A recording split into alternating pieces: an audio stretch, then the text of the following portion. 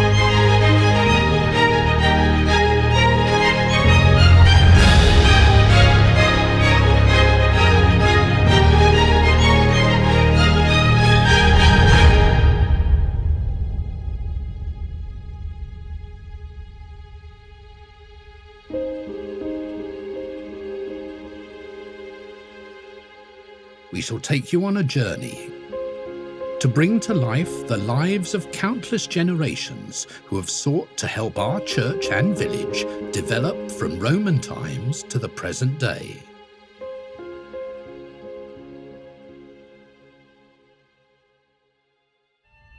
Our story begins during the reign of Edward the Confessor, when the manor was given by that pious ruler to the Abbey of Chertsey. That famous monastery, founded in the year 666, kindled the flame of religious life in this district.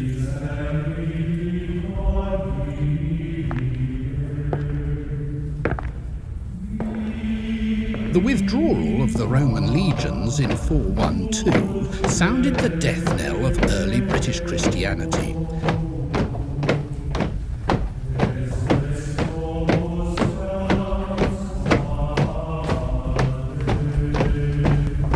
And left the country an easy prey to the heathen Saxons who fell upon our land.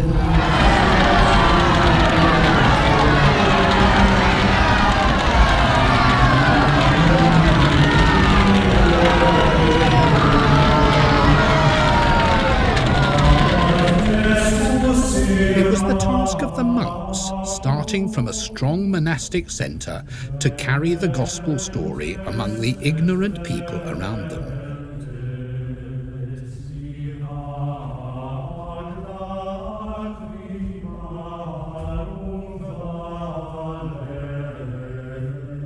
In the Domesday Book, the village was known as Chobham, after the Saxon lord Seba.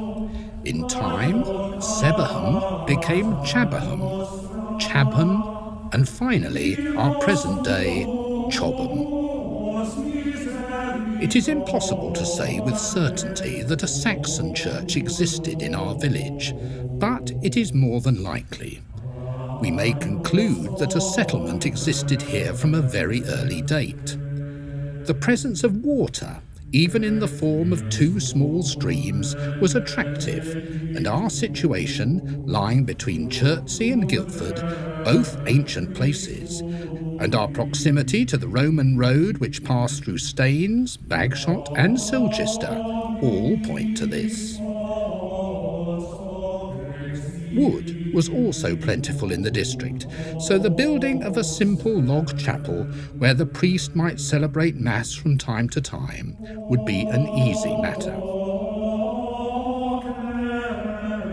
The strongest proof, however, is surely to be found in the choice of our patron saint.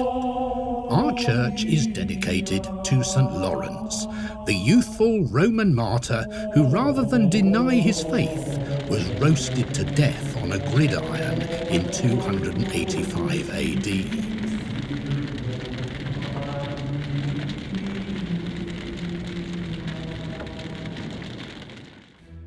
The story is told that St. Lawrence was one of 7 deacons who were put in charge of giving help to the poor and the needy in the region of Aragon, once part of the Roman province of Hispania Tarraconensis.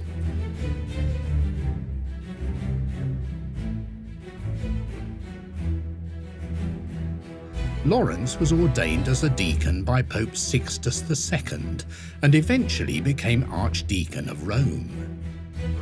When a persecution broke out, the Pope was condemned to death, and it is told that as he was led to his execution, Lawrence followed him weeping. "Father, where are you going without your deacon?"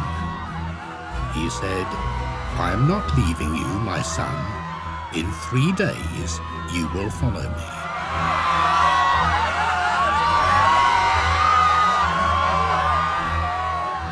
Full of joy, Lawrence gave the rest of the money to the poor and even sold expensive vessels to have more to give away.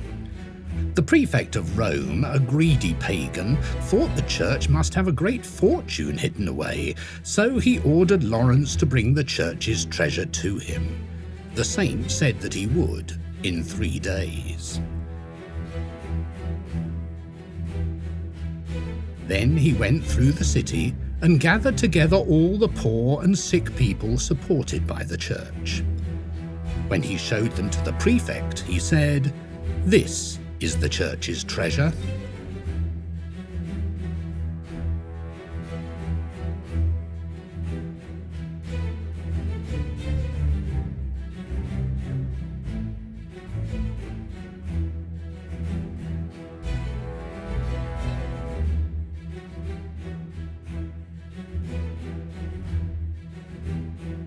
The prefect was so angry that he had a great gridiron prepared, with coals beneath it, and had Lawrence's body placed on it. After Lawrence had suffered the pain for a long time, the legend concludes he made his famous cheerful remark, "I'm well done, turn me over."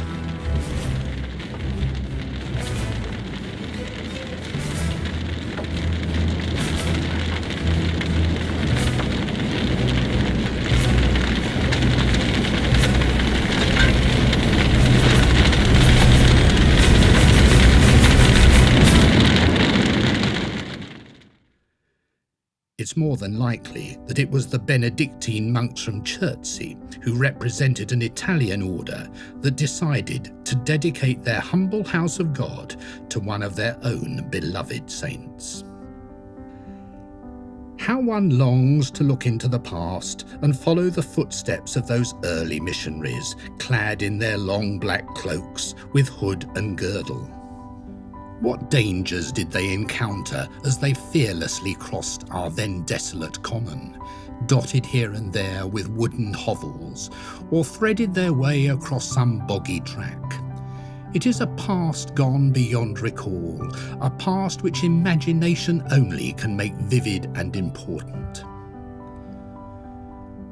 We leave the realm of probability and stand on firm ground when we reach 1086, the year which saw the completion of the Doomsday Survey. There we find that the manor of Chobham contained a church and a chapel. Is it possible to identify any portion of our present building where you sit this evening with the parish church of that period? Look at these 2 strange openings in the south wall above the arches. Philip Johnson's Victorian History of the County of Surrey explains that around 1100, or a little earlier, Norman windows could still be seen above the arcading.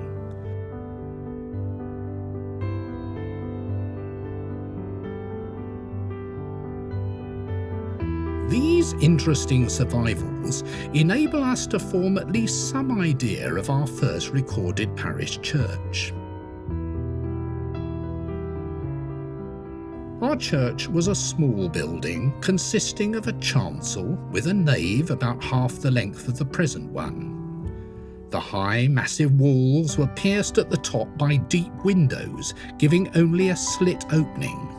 but the windows in the opposite wall, no longer visible, did not correspond exactly in order to mitigate in some measure a draught, for it must be remembered that Norman windows contained no glass but were open to the air. The church with its tiny windows must have been very dark, but as most could not read and there were no books, this did not matter too much. There may have been enough light, or perhaps a single candle, for the monk from Chertsey to read the Latin prayers from his missal as he celebrated Mass.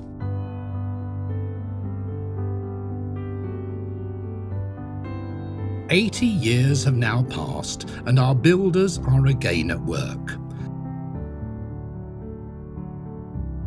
The civil war which blighted our land during the reign of Stephen was over, and the accession of Henry II brought progress into every part of national life. The village grew and prospered, and probably the population had now outgrown the early Norman building. A south aisle was planned, and to render this possible, the early wall, 39 inches thick, had to be breached, and the massive pillars inserted.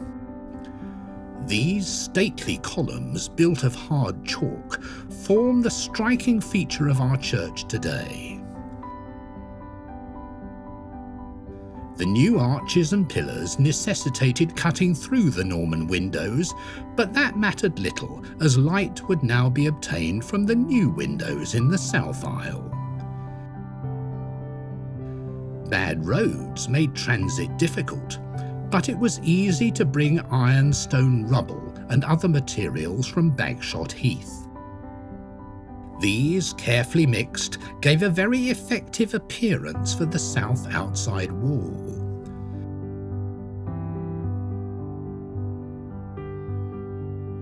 A very beautiful feature of the restoration was the oak timber used in the construction of the roof. One cannot but admire the massive beams of oak which for more than 700 years have supported the roof of the nave and the south aisle.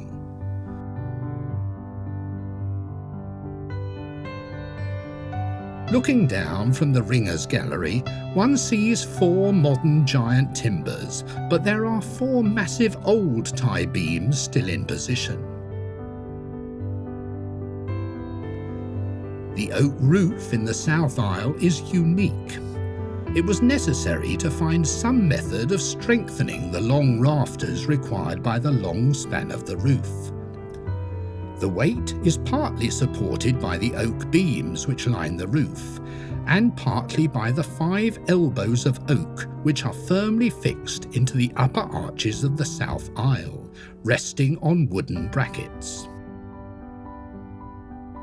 There is no date assigned by Philip Johnson for the building of the south transept and chancel. Built entirely of ironstone rubble and pebbly conglomerate, they certainly belong to a later period. There is a curious stone with dial markings built into the outside south wall of the transept. These mason marks are found in many old Surrey churches. The presence of a piscine found in the south wall in 1898 shows that our transept, prior to the Reformation, must have been used as a side chapel and therefore contained an altar.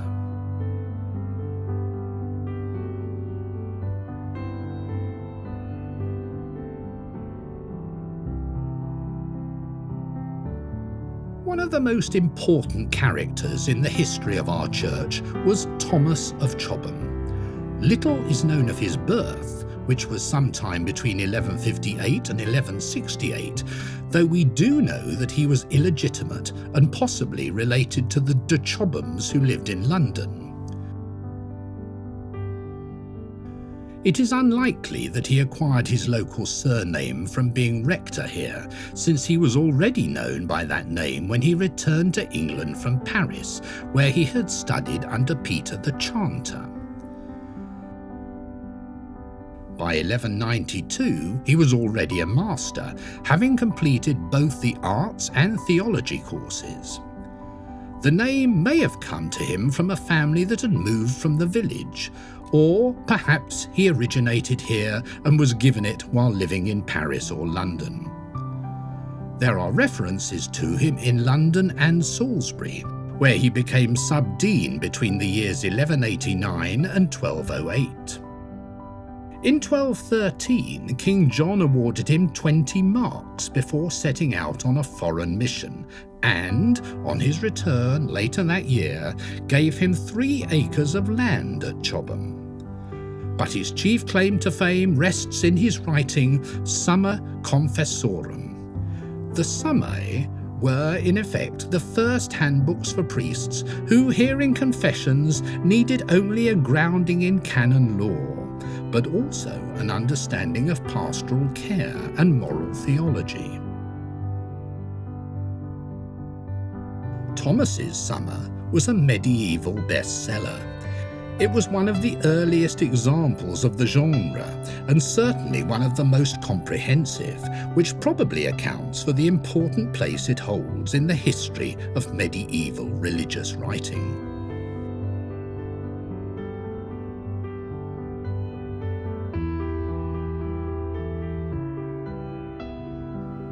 Until 1216, the inhabitants of Chobham were obliged to carry their dead to Chertsey for burial.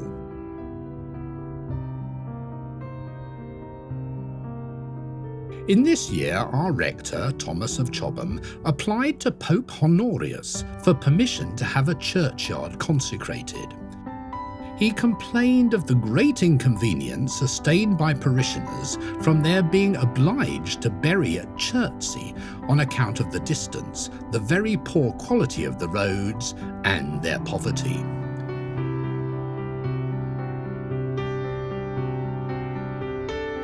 Only a year had passed since the great charter of English liberty had been wrung from King John by the barons at Runnymede. No wonder the ravages and tyranny of the wretched king had impoverished the people. The abbot of Chertsey consented that the Bishop of Winchester should consecrate the grounds surrounding the church on the understanding that the rector and parishioners should pay him annually 20 shillings and £6 of wax instead of funeral fees.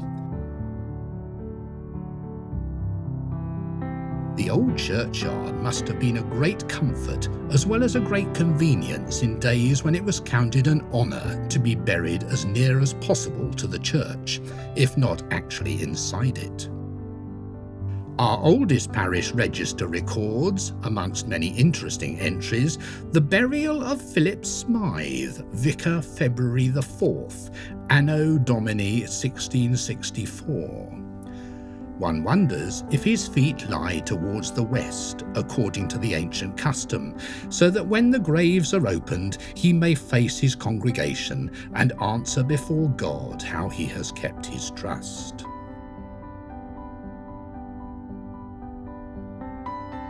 In 1331, mention is first made of an endowment for the vicar William Daglinsworth, whose name heads our list of vicars. He apparently received a house for his habitation, certain lands in the parish, about 15 acres, and tithes from certain fields. For this, he was required to pay to the abbot of Chertsey 10 shillings a year and £6 of wax. This endowment was further increased in 1427 when Vicar John Purford was given tithes from craftsmen, merchants and merchandise.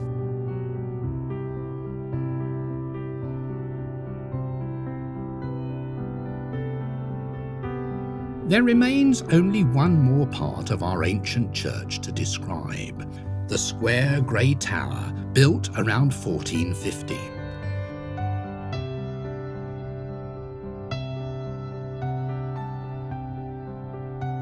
It stands to the west end of the nave, supported by strong buttresses, embattled at the top and crowned by a spire covered with herringbone leading, topped by a weather vane made in the local forge.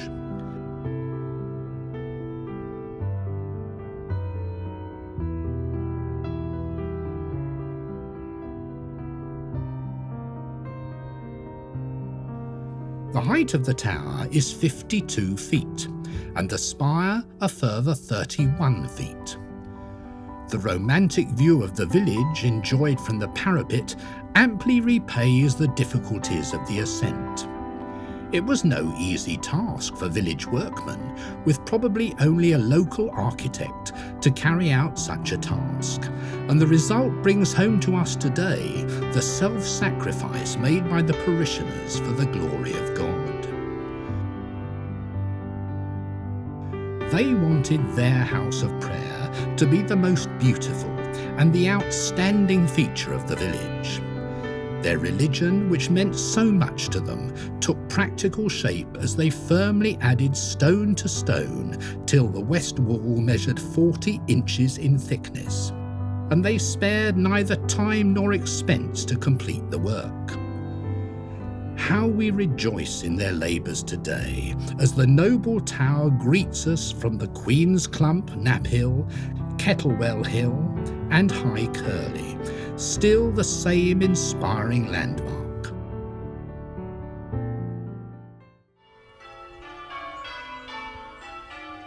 The tower boasts a peal of 8 bells, the oldest cast by William Culverden of London in 1520.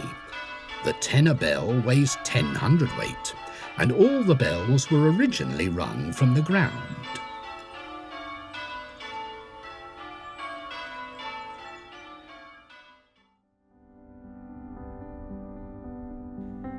Our church shows evidence of perpendicular work in the large tower window and east transept window, and the windows in the south aisle are not part of the original Norman work, but belong to some later restoration.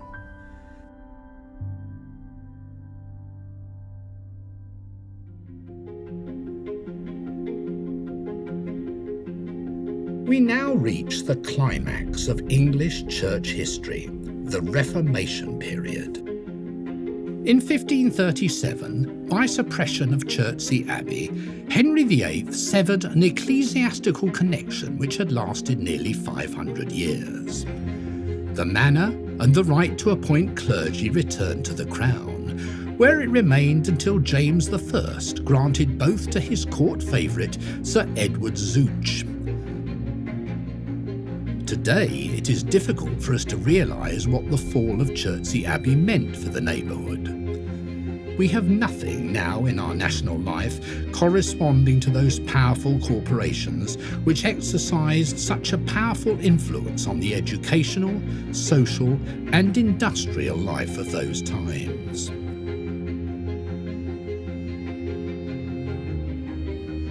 Today, little remains of that extensive settlement, but tradition, let us hope, speaks the truth when she tells us that our present church porch once formed part of the noble abbey.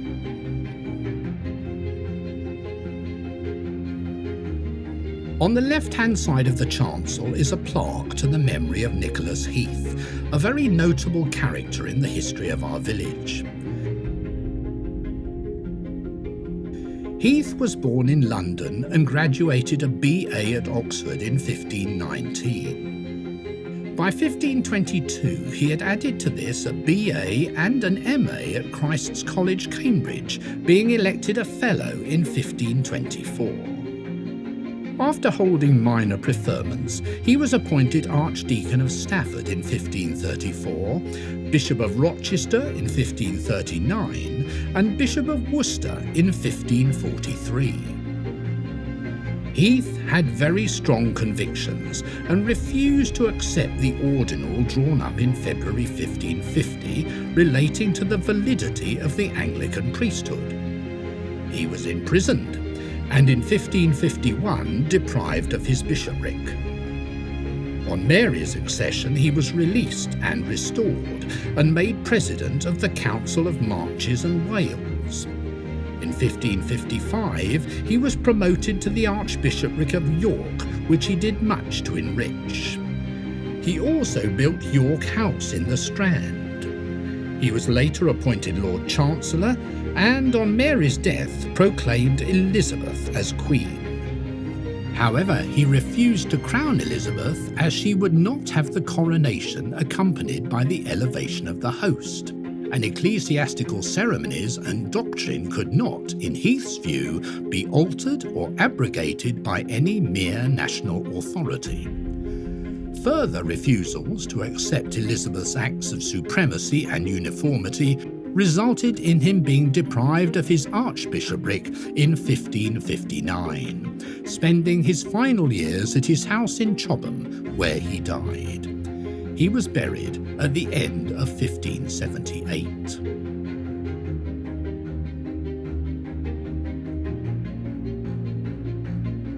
A glance at our list of vicars reveals that only one appointment was made from 1510 to 1557. Was ours one of the many unserved parishes which we know existed at that time? Doubtless parishioners must have been very anxious, even angry, at the withdrawal of the monks and the loss of church property, which had passed into lay hands.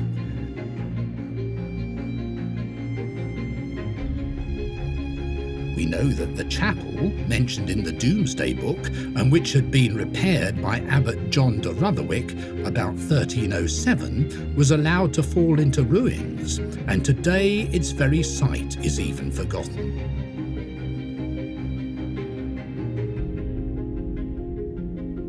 One longs to know the feelings of parishioners when, by command of Edward VI, all images were destroyed.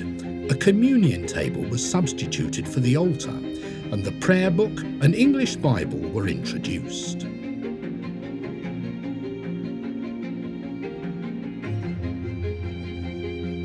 Probably the 30 years of religious confusion which marked the Reformation period produced indifference in the clergy and laity, rather than Roman or Protestant zeal.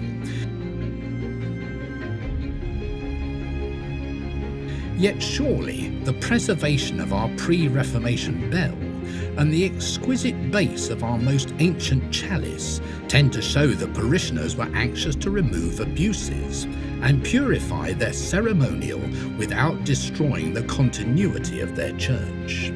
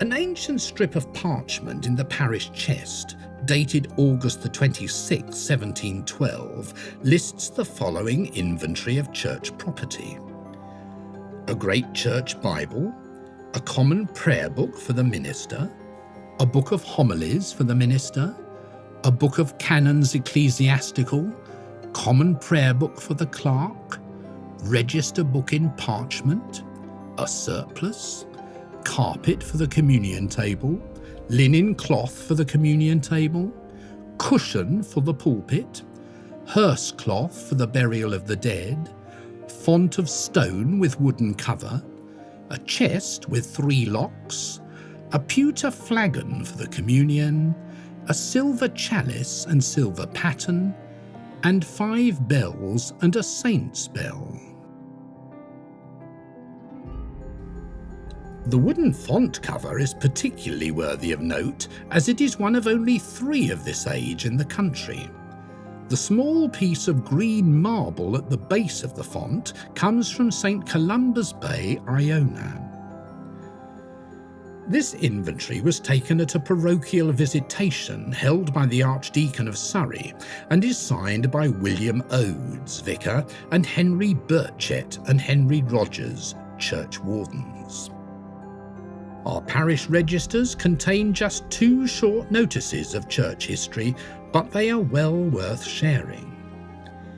Memorandum that February the 15th, 1725, whereas the Reverend Mr. William Odes, vicar of this parish, has given 20 shillings towards the ceiling of the chancel.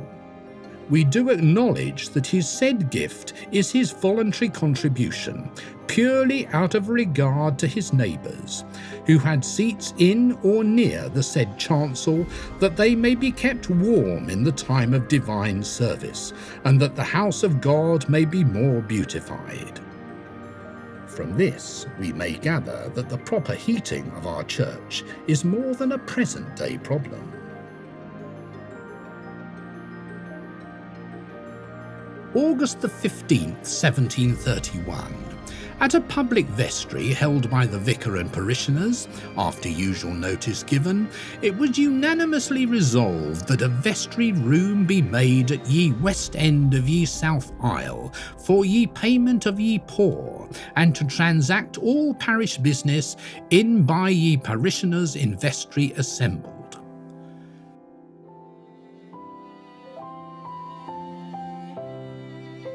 This vestry probably did duty until the present vicar's vestry was built in 1866.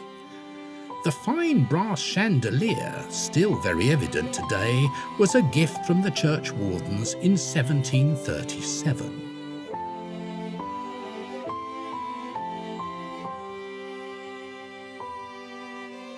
By the beginning of the 19th century, we find that extra church accommodation had become a burning question. The matter is best explained by an extract from a letter written by the Reverend Charles Jerram to Thomas Bainbridge, Esquire. At a vestry held the 19th day of March 1822, it was unanimously resolved: 1. That the population of this parish has greatly increased within the last 20 years, that no adequate accommodation of church room has been provided for the increased inhabitants. 2. That it is most desirable that such inhabitants should have such accommodation for divine worship as the church will afford. And 3. That with a view to promote this desirable object, one or more of those inhabitants shall be permitted at their own expense or by subscription to build one or more galleries, if it be found practicable under the discretion and consent of the minister and church wardens, or any 2 of them for the time being. My dear Sir, on the other side, you have the resolutions which were unanimously voted at a very full vestry last night. When it was seen that we had no intention of putting the parish to any expense, they were ready to give their concurrence to all I proposed. Various were the opinions of what might be done. Some, and especially William Howard the carpenter, thought it would be a good job to pull off the roof of the church and raise the walls and remove the pillars, and he would build an excellent gallery.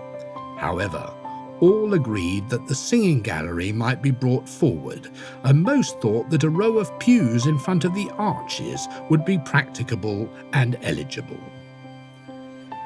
In a letter written to the Reverend C. Jerram by Mr. Thomas Beadle, we find the following. I am sorry, I am not a very rich man, that I might throw down £100 to pull down those ugly old pillars and make a handsome job of it.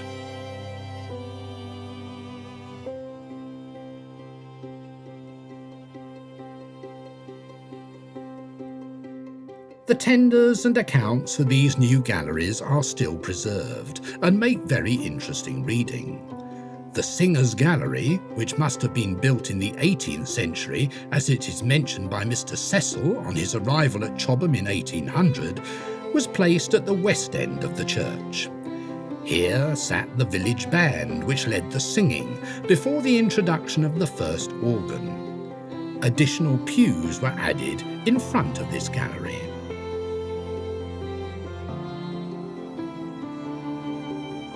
The South Gallery was built over the south aisle with a row of pews in front of the arches.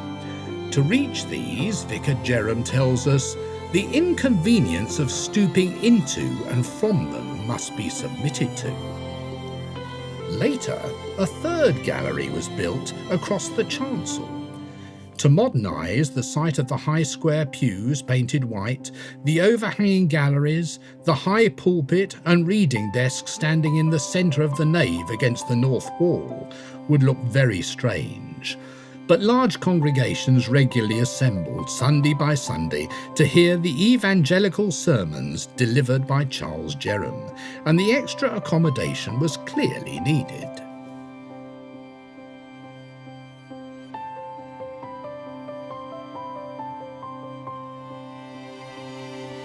From an interesting lithograph dating from about 1840, we can picture the external appearance of our church at that period.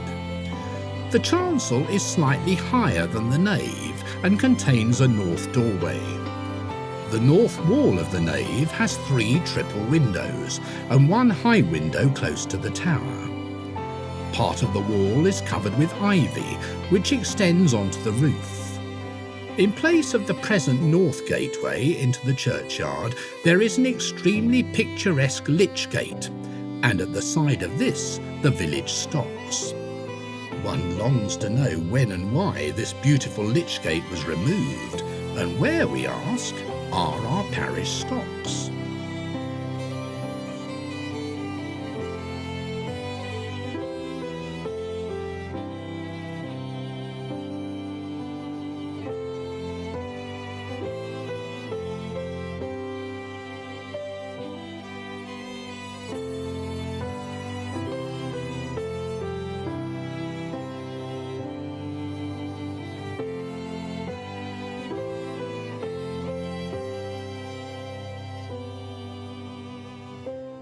"40 years had passed away since the erection of the galleries, and there arose another generation of Chobhamers with altered taste as regards church accommodation.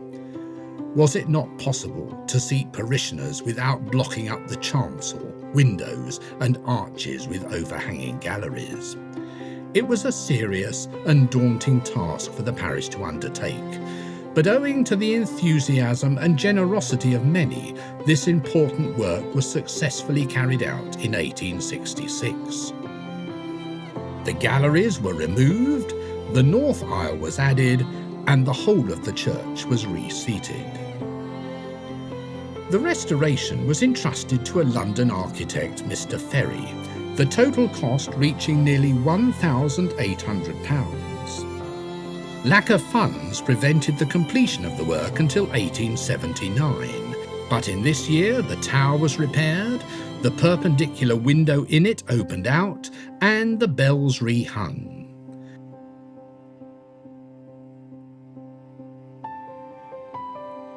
The beauty of the interior of the church was greatly enhanced by restoring the roof of the nave after the design of the old panelwork, a portion of which remained.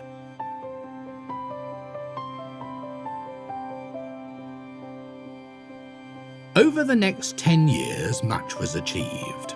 In 1890, the new organ was consecrated, and 2 years later, the restoration of the church porch was brought to a conclusion. Also, in 1892, the huge job of rehanging the bells was completed, including the addition of 3 new bells.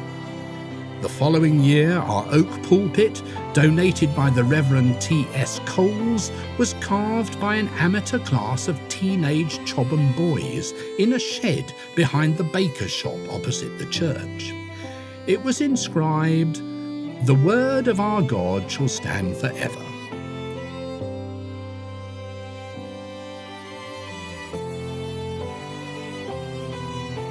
The chancel and south transept were rebuilt in 1898, and the following year the great oak reredos was completed, a gift from a Mrs. Corrie.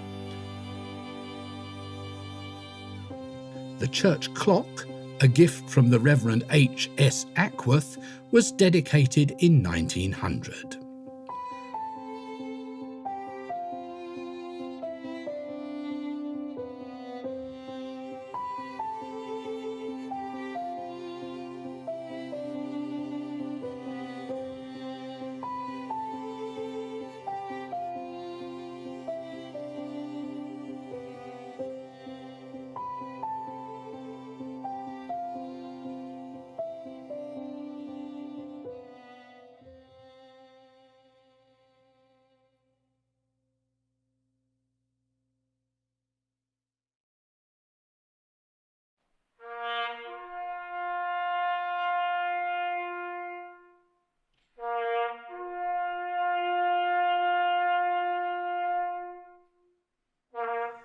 The War Memorial screen, which majestically stands at the West End, was installed in 1950.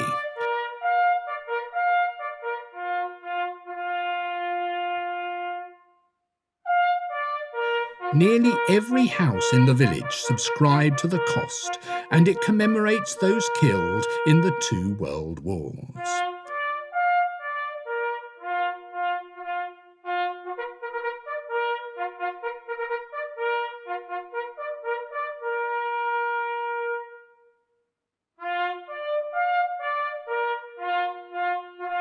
Very evident are the 3 signs of St. Lawrence on the red shields,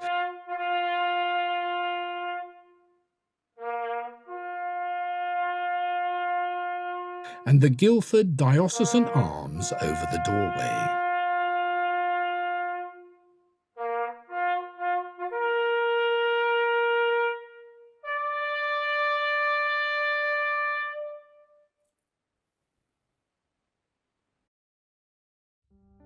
The choir stalls and organ were moved to their present position in 1954, when the organ was modernised. The stalls are a memorial to the Jerram family, 3 of whom were vicars from 1810 until 1880.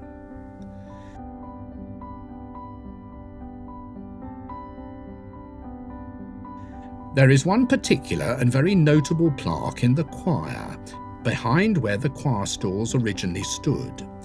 It commemorates one of Chobham's more distinguished and revered earlier residents, Admiral Sir Martin Jerram, GCMG, KCB, son of the Reverend Samuel John Jerram, one of Chobham's 3 Jerram vicars. Sir Martin was born in the village in 1858, and having joined the Navy at the age of 12, was promoted to Admiral on the 10th of April 1917. He served in World War I as Commander-in-Chief China Station from 1913 to 1915, where he was involved in the 1915 Singapore Mutiny. This prior to being made commander of the 2nd Battle Squadron, in which capacity he took part in the Battle of Jutland in 1916.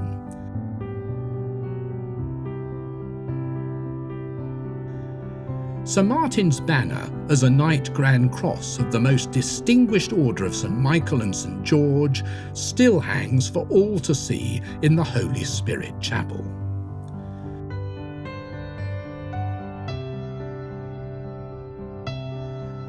The present pews in which you sit tonight were given as thank offerings or memorials. The carved end plaques record work and hobbies, one notable one in memory of a 16-year-old farm boy who became a drummer boy and was killed on his first day in France in the First World War.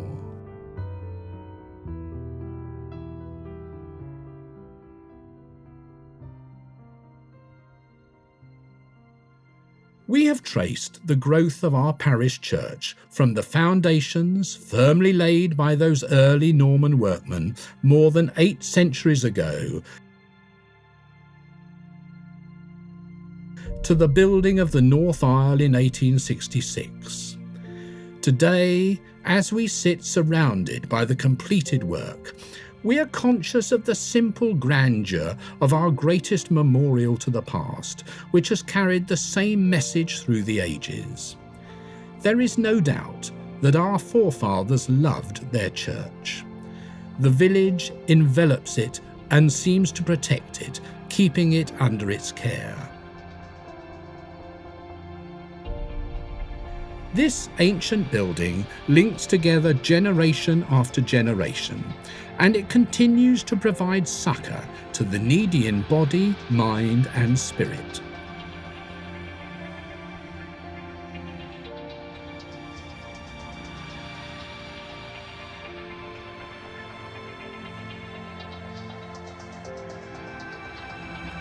We who are its worshippers and custodians in the 21st century have a huge responsibility to ensure that it continues to carry forward the high traditions and deep religious convictions of our village church history of the past.